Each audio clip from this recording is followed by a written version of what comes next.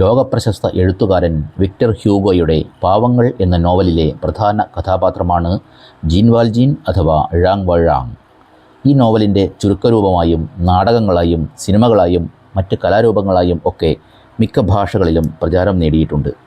കുറ്റവാളികളായി പ്രതി ചേർക്കപ്പെട്ട നിരപരാധികളെയും സാഹചര്യങ്ങളുടെ സമ്മർദ്ദം മൂലം നിസ്സാര തെറ്റുകൾ പറ്റി ശിക്ഷിക്കപ്പെട്ടവരെയുമൊക്കെ സമൂഹം മനസ്സിലാക്കാനുള്ള ഒരു വലിയ സന്ദേശം ഉൾക്കൊള്ളുന്നതാണ് ഹൃദയസ്പർശിയായ ഈ നോവൽ. മഹാനായ ഒരു ബിഷപ്പിൻ്റെ അനുഭാവപൂർവമുള്ള ഇടപെടൽ മൂലം ഒരു മനുഷ്യന് സംഭവിക്കാവുന്ന അത്ഭുതകരമായ പരിവർത്തനം നമ്മെ ഇരുത്തി ചിന്തിപ്പിക്കുന്നതാണ്. 1970-80 കാലങ്ങളിൽ മലയാള പാഠാവലി 6ാം ക്ലാസ്സിൽ മോചനം എന്ന പേരിലും 7ാം ക്ലാസ്സിൽ അഗ്നിപരീക്ഷ, ആത്മാഹുതി എന്നീ പാഠങ്ങളിലുമായി ഈ കഥയിലെ കുറേ ഭാഗങ്ങൾ പഠിച്ചിട്ടുണ്ട്. അതാണ് ജീൻ വാൽജീൻ പാർട്ട് 1, പാർട്ട് 2 എന്നീ 2 ഭാഗങ്ങളിലായി അവതരിപ്പിക്കുന്നത്. പാഠം 20 മോചനം.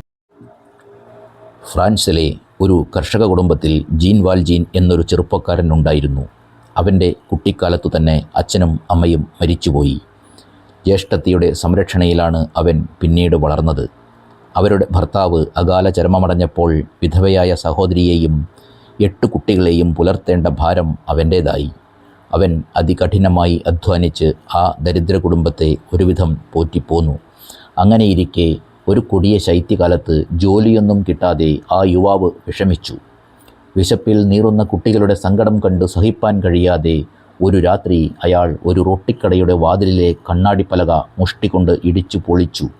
ഒരു റൊട്ടിക്കഷ്ണം എടുത്തുകൊണ്ട് ഓടി. കടയുടെ ഉടമസ്ഥൻ പിന്നാലെ പാഞ്ഞു ചെന്ന് പുള്ളിയെ പിടിച്ച് പോലീസിൽ ഏൽപ്പിച്ചു.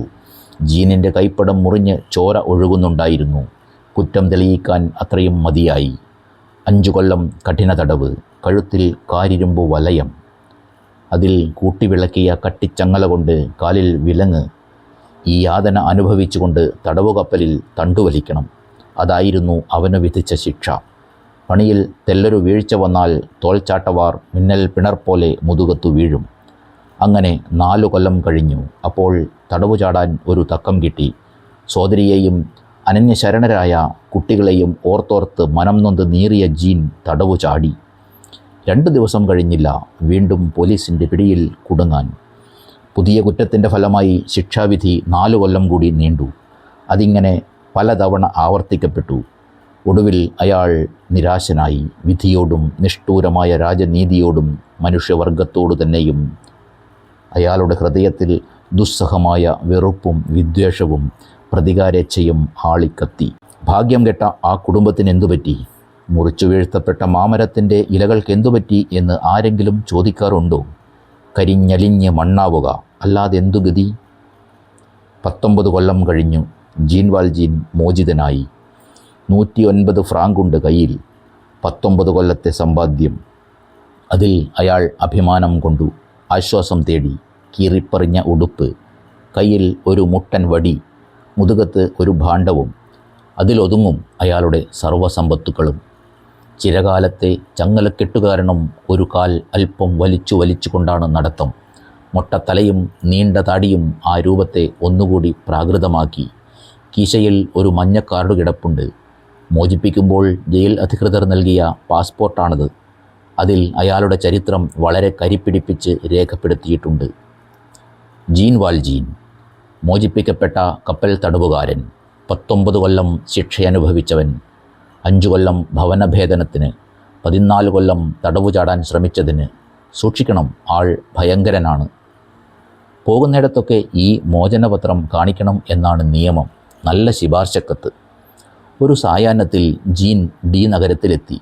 അന്നു രാവിലെ മുതൽ അയാൾ നടക്കുകയായിരുന്നു. വിശപ്പും ദാഹവും പൊറുക്കാൻ വയ്യ. റോഡരുകിലെ പൈപ്പിൽ നിന്ന് കുറേ വെള്ളം കുടിച്ചു. അല്പദൂരം നടന്നു. പിന്നെയും വെള്ളം കുടിച്ചു. എന്തെങ്കിലും ആഹാരം കഴിക്കണം. വല്ലയിടത്തും രാത്രി കഴിച്ചു കൂട്ടണം. പണം കൊടുക്കാൻ ഒരുക്കമാണ്. ചെന്നയിടത്തൊക്കെ അക്കാര്യം അയാൾ അഭിമാനപൂർവ്വം ആദ്യമേ പറഞ്ഞു. എന്നാൽ ആരുണ്ട് അയാളെ അടുപ്പിക്കാൻ? ഒരൊറ്റ നോട്ടത്തിൽ അയാൾ തടവുപുള്ളിയാണെന്ന് ആരും ഗ്രഹിക്കും. ഉടനെ പേപ്പട്ടിയെപ്പോലെ ആട്ടി ഓടിക്കും. രാത്രിയായി. മഞ്ഞ് കോരിച്ചൊരിയുന്നു. എവിടെ രക്ഷ നേടും? ഹോട്ടലുകളിലൊക്കെ കയറി ഇറങ്ങി. ഒരിടത്തും സ്ഥലമില്ല പോൽ.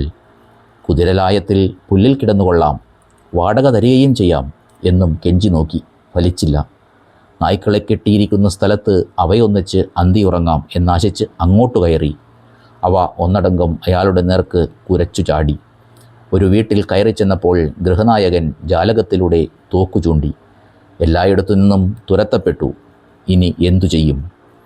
ജയിലിലേക്കു തന്നെ മടങ്ങാം എന്നുറച്ച് അതിൻ്റെ പടിവാതിൽക്കലെത്തി. വീണ്ടും കുറ്റം ചെയ്തു ശിക്ഷിക്കപ്പെട്ടാൽ മാത്രമേ അവിടേക്ക് പ്രവേശനം ലഭിക്കുകയുള്ളൂ എന്ന കാരണത്താൽ അവിടെ നിന്ന് തിരസ്കരിക്കപ്പെട്ടു. നിരാശയിൽ മുഴുകിയ ആ മനുഷ്യൻ വലിയ പ്രതീക്ഷയൊന്നും കൂടാതെ ഒരു വാതിൽക്കൽ മുട്ടി. അകത്തേക്ക് വരാം, തഴുതിട്ടിട്ടില്ല, വാതിൽ വെറുതെ ചാരിയിട്ടേ ഉള്ളൂ എന്ന ആശ്വാസകരമായ മറുപടി കിട്ടി. ജീൻ വെമ്പലോടെ വാതിൽ തള്ളിത്തുറന്ന് അകത്തു കടന്നു. ഡി നഗരത്തിലെ ബിഷപ്പിൻ്റെ വസതിയായിരുന്നു അത്. ഒരാഡംബരവുമില്ലാത്ത ശാന്തസുന്ദരമായ ഒരു കൊച്ചു ഗൃഹം. ദിവ്യമായ സ്നേഹകാരുണ്യങ്ങളുടെ മൂർത്തീകരണമായിരുന്നു ബിഷപ്പ്. തിരുമേനി മാന്യനായ ഒരു അതിഥിയെ എന്ന പോലെ ആഗതനെ സ്വാഗതം ചെയ്തു സൽക്കരിച്ചു. ഞാൻ ആരെന്ന് അറിയാത്തതുകൊണ്ടായിരിക്കാം ഈ ഔദാര്യം എന്ന് ജീൻ ശങ്കിച്ചു. ഇതാ ഇത് നോക്കണം എന്ന് പറഞ്ഞുകൊണ്ട് കീശയിൽ നിന്ന് മഞ്ഞ കാർഡെടുത്തു കാണിച്ചു. അതിലെ ഉള്ളടക്കം ഉറക്കെ വായിക്കുകയും ചെയ്തു. ഇത് ബിഷപ്പിൽ ഒരു ഭാവഭേദവും ഉളവാക്കിയില്ല. ആ മഹാൻ പറഞ്ഞു, നിങ്ങൾ ആരാണെന്ന് എനിക്ക് ആദ്യമേ അറിയാമായിരുന്നു. എൻ്റെ സഹോദരൻ, ഈ ഗൃഹത്തിൽ എന്നേക്കാൾ നിങ്ങൾക്ക് അവകാശമുണ്ട്. ഇങ്ങനെയുള്ള മനുഷ്യരുമുണ്ടോ? ജീൻ വിസ്മയിച്ചു. അരമനയിൽ ബിഷപ്പിന് പുറമെ 2 പേരുകൂടിയുണ്ട്. അവിടുത്തെ അനുജത്തിയും ഒരു പരിചാരികയും. സ്ത്രീകൾ 2 പേരും ആ മനുഷ്യനെ കണ്ടപ്പോൾ ഞടുങ്ങിപ്പോയി. എന്നാൽ ബിഷപ്പിൻ്റെ അന്തർഗതമറിഞ്ഞ് അവർ ഉത്തരക്ഷണത്തിൽ ഭാവഭേദത്തെ നിയന്ത്രിച്ചു. ഊണൊരുങ്ങി. ബിഷപ്പിനെന്ന പോലെ അതിഥിക്കും. മേശപ്പുറത്ത് വെള്ളിത്താലവും വെള്ളിക്കരണ്ടിയും വച്ചിരിക്കുന്നു. ആ പതിതനെ തിരുമേനി തൻ്റെ അരികത്തു തന്നെ ഉണ്ണാനിരുത്തി. മറുവശത്ത് സോദരിയെയും. പിന്നെ അദ്ദേഹം പരിചാരികയോട് പറഞ്ഞു, വെള്ളി മെഴുകുതിരിക്കാലുകൾ കൊണ്ടുവന്നില്ലല്ലോ, അതിൽ മെഴുകുതിരി കൊളുത്തി മേശപ്പുറത്ത് വയ്ക്കൂ. ഭാഗ്യവശാൽ ഒരതിഥിയെ കിട്ടിയിരിക്കുകയല്ലേ. ആ കൊച്ചു കുടുംബത്തിലെ 3ാമത്തെ അംഗമായി കഴിഞ്ഞിരുന്ന പരിചാരിക ബിഷപ്പിൻ്റെ ഇംഗിതം അനുസരിച്ച് പ്രവർത്തിച്ചു. അത്താഴം കഴിഞ്ഞപ്പോൾ തിരുമേനി തന്നെ വിരുന്നുകാരനെ കിടപ്പുമുറിയിലേക്ക് കൂട്ടിക്കൊണ്ടുപോയി. വെള്ളവിരിപ്പിട്ട നല്ല മെത്ത. 19 കൊല്ലമായി പരുപരുത്ത മരപ്പലകയിൽ കിടന്നുപോന്ന ജീൻ വാൽജീന് തികച്ചും പുതിയതായിരുന്നു ആ രാത്രിയിലെ സുഖശയനം. അത് അയാൾക്ക് ഒരുതരം നൊമ്പരമുളവാക്കി. എങ്കിലും നന്നേ തളർന്നിരുന്നതിനാൽ കിടന്ന ഉടനെ അയാൾ ഗാഠനിദ്രയിൽ ലയിച്ചു. പള്ളിയിലെ ഘടികാരം അതാ മുഴങ്ങുന്നു. മണി 2 അടിച്ചു. ജീൻ ഞെട്ടി ഉണർന്നു. ബിഷപ്പിൻ്റെ നിഷ്കളങ്കമായ ഔദാര്യവും നിസ്സീമമായ സ്നേഹവും അയാളുടെ ഹൃദയത്തെ സ്പർശിച്ചിരുന്നു. അവിടെ അടിഞ്ഞുകൂടിയിരുന്ന കൂരിരുട്ടിൽ അങ്ങനെ ഒരു കാന്തി കന്തളം വന്നു വീണു. എന്നാൽ അത്ര വേഗം അകലുന്നതാണോ ചിരകാലമായി തിങ്ങിക്കൂടിയ അന്ധകാരം? വെള്ളിത്താലങ്ങൾ, വെള്ളിക്കരണ്ടികൾ, അവയുടെ വെട്ടിത്തിളങ്ങുന്ന രൂപം അയാളെ അലട്ടി. എന്തിനധികം, ആ വെള്ളിപ്പാത്രങ്ങൾ മോഷ്ടിച്ചെടുത്ത് ജീൻ കടന്നുകളഞ്ഞു. പിറ്റേന്നു കാലത്ത് പോലീസുകാർ കള്ളനെ തൊണ്ടിയോടെ പിടിച്ച് ബിഷപ്പിൻ്റെ മുമ്പാകെ കൊണ്ടുവന്നു. തിരുമേനി പറഞ്ഞു, സഹോദരാ, ആ മെഴുകുതിരിക്കാലുകൾ എന്തേ കൊണ്ടുപോകാത്തത്? അതും വെള്ളിയാണല്ലോ, അതും കൂടി ഞാൻ നിങ്ങൾക്ക് തന്നിരുന്നല്ലോ. ഇതു കേട്ടപ്പോൾ പോലീസുകാർ തങ്ങൾക്ക് പിണഞ്ഞ അമളി സംബന്ധിച്ച് ബിഷപ്പിനെ വണങ്ങി തിരിച്ചുപോയി. തിരുമേനി ജീൻ വാൽജീനോട് ശാന്തഗംഭീരമായ സ്വരത്തിൽ പറഞ്ഞു, അനുജാ, മനഃശാന്തിയോടെ പോയാലും ഈ വെള്ളി കൊണ്ട് മേലിൽ സത്യസന്ധനായി ജീവിക്കുമെന്ന് നിങ്ങൾ എനിക്ക് വാഗ്ദാനം ചെയ്തിട്ടുണ്ട്. അത് മറക്കരുതേ. വാഗ്ദാനമോ?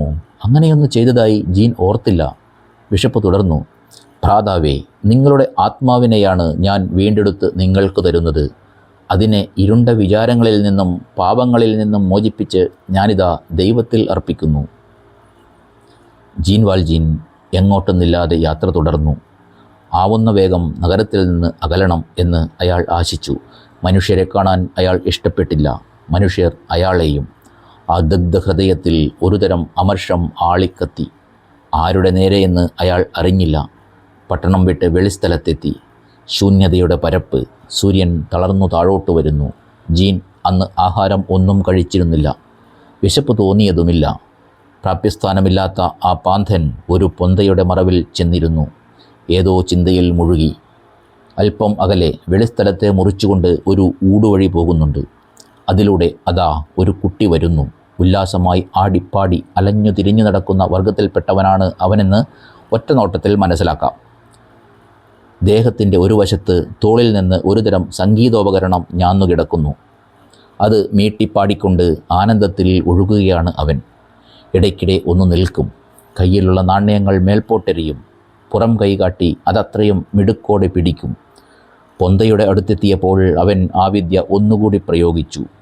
ഒരു വെള്ളി നാണ്യം തെറിച്ചുപോയി. ഉരുണ്ടുരുണ്ട് അത് പൊന്തയുടെ പിന്നിൽ ചെന്നു വീണു. ജീൻ കനം കൂടിയ ബൂട്ട്സിട്ട കാലടി അതിൻ്റെ മേലെടുത്തു വച്ച് അനങ്ങാതിരുന്നു. കുട്ടി ആർക്കും ഭയം തോന്നിക്കുന്ന ആ അപരിചിതനെ സമീപിച്ച് ലവലേശം കുസൽ കൂടാതെ തൻ്റെ നാണ്യം ആവശ്യപ്പെട്ടു. ആരടാ നീ എന്ന് ജീൻ അരിശം കൊണ്ടു. പെറ്റിറ്റ് ഗർവേസ് എന്ന് ആ കൊച്ചുവീരൻ തിരിച്ചടിച്ചു. പോടമിണ്ടാതെ എന്നു ജീൻ മുരണ്ടു. എൻ്റെ നാണ്യം. ജീൻ ഒന്നും മിണ്ടാതെ തല താഴ്ത്തിയിരുന്നു. കുട്ടി കുപ്പായത്തിൻ്റെ കൊളറിൽ കടന്നു പിടിച്ച് ആ ഭീകരനെ ഒന്ന് കുലുക്കി. ഇരുമ്പ് ബൂട്ട്സിട്ട ആ കൂറ്റൻ കാലടി എടുത്തു മാറ്റാൻ പാടുപെട്ടു. കഴിയാഞ്ഞ് കരയാൻ തുടങ്ങി. കാൽ അങ്ങോട്ട് മാറ്റണം, എൻ്റെ നാണ്യം, വെള്ളി നാണ്യം എന്ന് അവൻ വിലപിച്ചു. ജീൻ തൻ്റെ മുട്ടൻ വടിയെടുത്തു. നീ പോയില്ല അല്ലേ എന്ന് പറഞ്ഞുകൊണ്ട് എഴുന്നേറ്റു. ആ ഭാവപ്പകർച്ച കണ്ട് കുട്ടി ഞെട്ടിത്തെറിച്ചു. അവൻ തിരിഞ്ഞു നോക്കാതെ അവിടെ നിന്ന് ഓടി. കുറേ ദൂരം കടന്നു കഴിഞ്ഞപ്പോൾ കിതപ്പടക്കാൻ ഒരു നിമിഷം നിന്നു. പാവം തേങ്ങിക്കരയുകയാണ്. ആരോദനം ജീനിൻ്റെ കാതിലും കരളിലും വന്നലച്ചു. അയാളുടെ ബലിഷ്ഠ കായം അടിമുതൽ മുടിവരെ നടുങ്ങി. നിന്നയിടത്തു നിന്ന് അയാൾ ഒരടി പിന്നോട്ട് മാറി. അതാ വെള്ളി നാണ്യം. അതിൽ നിന്നുയർന്ന രശ്മി കൂർത്ത കുന്തമുന പോലെ അയാളുടെ കണ്ണുകളിലും ആത്മാവിലും തറച്ചു. ജീൻ നാണ്യം കയ്യിലെടുത്തു. കുട്ടിയെ തിരഞ്ഞുകൊണ്ട് അയാളുടെ കണ്ണുകൾ മൈതാനത്തിൻ്റെ അറ്റത്തോളം പാഞ്ഞു. അവനെ കാണാനില്ല. എന്തു ചെയ്യാം? പെറ്റിറ്റ് ഗർവേസ്, പെറ്റിറ്റ് ഗർവേസ് എന്ന് ഇടറുന്ന സ്വരത്തിൽ ഉറക്കെ വിളിച്ചുകൊണ്ട് അപരാധി കൊടുങ്കാറ്റിനെ പോലെ ആ മരുസ്ഥലത്തിൽ പാഞ്ഞു നടന്നു. ഫലമുണ്ടായില്ല. ജീൻ തേങ്ങിക്കരഞ്ഞു. 19 കൊല്ലത്തിനു ശേഷം ആദ്യത്തെ തേങ്ങിക്കരച്ചിൽ. കുറ്റവാളി അങ്ങനെ എത്ര നേരം കരഞ്ഞുവെന്നും പിന്നെ എങ്ങോട്ട് പോയെന്നും ആർക്കും അറിഞ്ഞുകൂടാ. എന്നാൽ പിറ്റേന്ന് 7:30 വെളുപ്പിന് ബിഷപ്പിൻ്റെ ഉമ്മറവാതിൽക്കൽ മുട്ടുകുത്തി പ്രാർത്ഥനയിൽ മുഴുകിയിരിക്കുന്ന ഒരു രൂപം ആ വഴി ഓടിച്ചുപോയ ഒരു കുതിരവണ്ടിക്കാരൻ നിലാവിൽ തെളിഞ്ഞു കണ്ടു. ആ വാർത്ത ഡി നഗരത്തെ കൊൾമയിർ കൊള്ളിച്ചു.